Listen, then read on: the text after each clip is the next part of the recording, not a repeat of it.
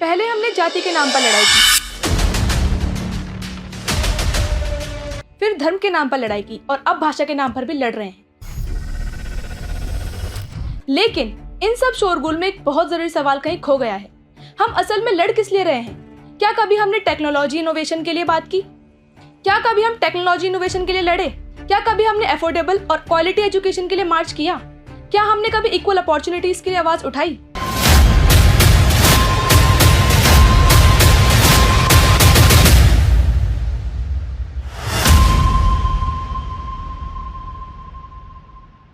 सोचिए, हर साल हम करोड़ों रुपए जातीय जनगणनाओं, चुनावी झगड़ों और धार्मिक रैलियों में खर्च कर देते हैं, लेकिन सरकारी स्कूलों की छतें आज भी टपकती हैं। गांव में इंटरनेट तो है, लेकिन सही गाइडेंस नहीं।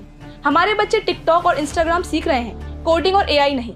कहीं हम अपनी प्रायोरिटीज भूल तो नहीं गए? भारत दुनिया का सबसे युवा देश है, जहां 65% आबादी 35 साल से कम उम्र की है, लेकिन केवल 27% rural students digital tools properly use कर पाते हैं। हर साल 10 में से 7 बच्चे हायर एजुकेशन से बाहर हैं। ग्लोबल इनोवेशन इंडेक्स में हम 40वें नंबर पर हैं। अब सोचिए, अगर इतनी युवा ताकत केवल लड़ाई में उलझी रहेगी तो देश कैसे आगे बढ़ेगा?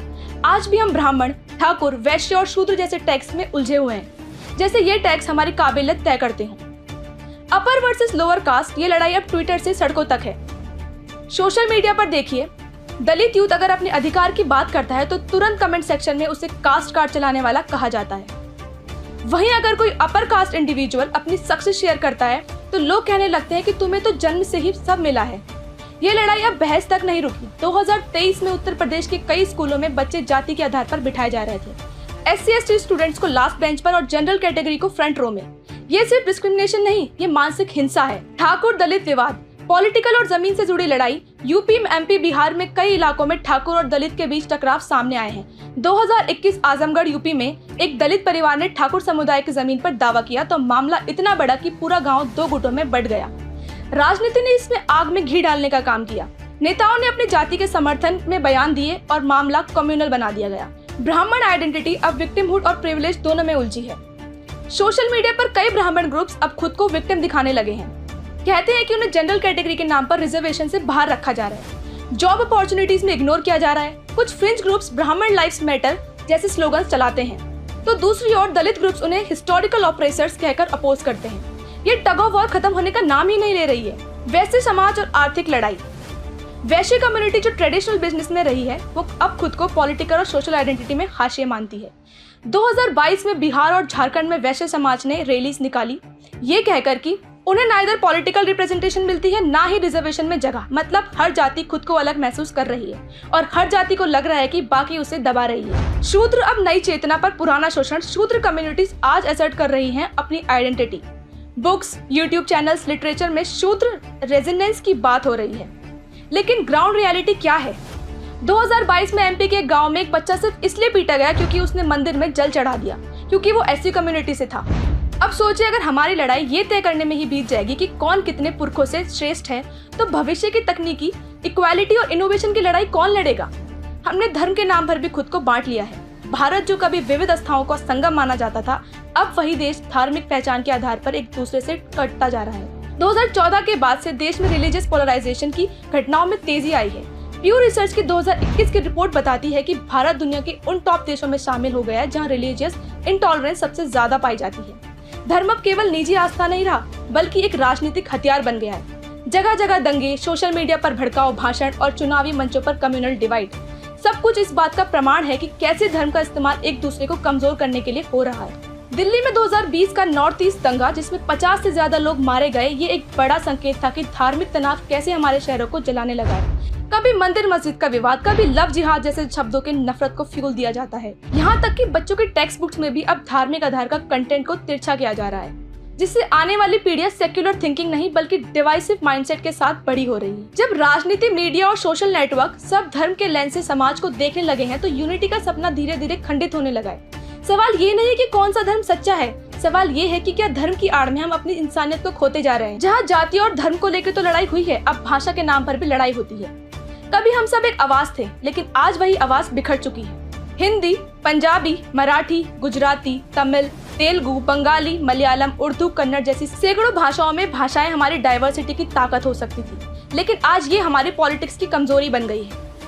उत्तर भारत में हिंदी बोलने वाला खुद को राष्ट्रभाषा का प्रतिनिधि समझता है, लेकिन पश्चिम में मराठी और गुजराती भाषा कम्युनिटी हिंदी को एक नॉर्थ इंडियन कल्चर प्रेशर की तरह देखती है। पंजाब में पंजाबी प्राइड को लेकर कैंपेन चलाते हैं, जहां लोग कहते हैं कि हमें हिंदी नहीं अपनी जुबान की पहचान चाहिए। साउथ इंडिया में तमिल और कन्नड़ स्पीकर्स हिंदी को भाषा नहीं एक राजनीतिक जबरदस्ती मानते हैं। नॉर्थ ईस्ट इंडिया का कई हिस्सों में आसामीज, मणिपुरी और ट्राइबल डायलेक्ट्स को पूरी तरह इग्नोर कर दिया जाता है, जिससे वायलेशन बढ़ जाता है। यहाँ तक कि कई मेट्रो सिटीज में भी लिंग्विस्टिक डिवाइड साफ दिखता है। मुंबई में मराठी वर्सेस हिंदी स्पीकर्स के बीच टैक्सी यूनियंस तक बटे हुए हैं। बंगाल में बंगाली भाषा को प्रमोट करने के नाम पर कई हिंदी मीडियम स्कूल्स का विरोध होता है। ये सिर्फ लिंग्विस्टिक प्रेफरेंस नहीं है, ये कल्चरल इनसिक्योरिटी है जो रोजमर्रा की जिंदगी, एजुकेशन सिस्टम और एम्प्लॉयमेंट में घुल चुकी है। अब सोचिए, जब एक देश के नागरिक आपस में ये तय नहीं कर पा रहे हैं हमारी भाषा कौन सी है, तो फिर हम यूनिफाइड प्रोग्रेस की बात कैसे करेंगे। जब लोग ये कहने लगे कि तू बंगाली है, तू तमिल है, तू पंजाबी है, तू गुजराती है, तू मेरा नहीं है, तो फिर हम भारतीय हैं, ये भाव कहाँ जिंदा बचता है। लेकिन इस पूरे शोरगुल में असली सवाल कहीं खो गए हैं। जब हम जाति, धर्म और भाषा के नाम पर लड़ रहे हैं तो हम भूल गए हैं कि असली लड़ाई तो कुछ और होनी चाहिए थी। हमारी असली लड़ाई होनी चाहिए टेक्नोलॉजी में आगे बढ़ने की, अफोर्डेबल और क्वालिटी एजुकेशन दिलाने की, हर वर्ग को बराबर का मौका देने की। आज भारत के पास दुनिया की सबसे बड़ी युवा आबादी है। करीब 65% लोग 35 साल से कम उम्र के हैं। मतलब हम दुनिया के सबसे युवा देशों में हैं। लेकिन क्या हम यूथ पावर को सही दिशा दे रहे हैं? Digital India, startups, AI revolution, ये सब सुनने में अच्छे लगते हैं, लेकिन क्या गांव के किसी स्कूल में बैठा बच्चा कोडिंग सीख पा रहा है? क्या किसी गरीब की बेटी को कॉलेज तक जाने की सुविधा मिल रही है? 2018 की रिपोर्ट के अनुसार भारत में हर 100 में से सिर्फ 27 युवा हायर एजुकेशन तक पहुंच पाते हैं। टेक्नोलॉजी इनोवेशन के नाम पर हम दुनिया में अभी भी काफी पीछे हैं, जबकि चाइना, साउथ कोरिया, जापान जैसे देश एआई, रोबोटिक्स और रिसर्च में हमसे बहुत आगे निकल चुके हैं। हमने आज तक जात पात पर डिबेट किया, धर्म के नाम पर प्रोटेस्ट किया, भाषा के नाम पर झगड़ा किया, लेकिन कभी किसी ने डिमांड नहीं की कि गांव के हर बच्चे को कोडिंग लैब मिले, हर स्कूल में स्मार्ट क्लास हो, हर छात्र को टेक ट्रेनिंग मिले। हमारे देश में आज भी सरकारी स्कूलों में 50% से ज्यादा बच्चे बेसिक रीडिंग और मैथ स्किल्स में पीछे हैं। कई बच्चे ड्रॉप आउट हो जाते हैं क्योंकि उन्हें फ्यूचर ही नजर नहीं आता। क्या हम इस पर चर्चा करते हैं? नहीं, क्योंकि ये मुद्दे वोट नहीं दिलाते, बस देश को आगे ले जाते हैं। अब समय आ गया है कि हम तय करें हमें किस दिशा में जाना है। अगर हम टेक को अपनाएं, एजुकेशन में इन्वेस्ट करें और हर जाति, हर धर्म, हर भाषा को बराबर समझे, तो भारत सिर्फ एक देश नहीं, एक ग्लोबल लीडर बन सकता है। फैसला आपके हाथों में है। आप बंटना चाहते हैं या बनना चाहते हैं, डिवाइड करना है या डेवलप करना है। ये लड़ाई अब बाहर की नहीं, हमारे अंदर की है, और जीत तभी होगी जब हम असली सवालों से लड़ना शुरू करेंगे।